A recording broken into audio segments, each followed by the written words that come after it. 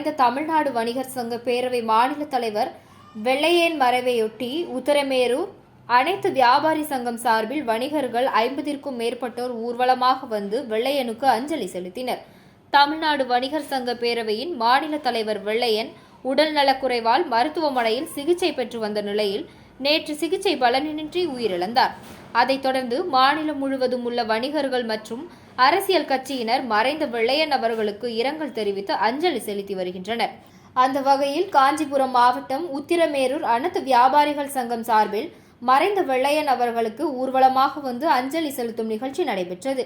இந்த ஊர்வலத்தில் 50க்கும் மேற்பட்ட வணிகர்கள் கலந்து கொண்டு அம்பேத்கர் சிலை அருகே இருந்து புறப்பட்டு பஜார் வீதி வழியாக பேருந்து நிலையம் வரை ஊர்வலமாக வந்து பேருந்து நிலையத்தில் அமைக்கப்பட்டிருந்த வெள்ளையன் திருவுருவ படத்திற்கு மலர் தூவி மெழுகுவர்த்தி ஏந்தி 1 நிமிடம் மௌன அஞ்சலி செலுத்தினார்கள்.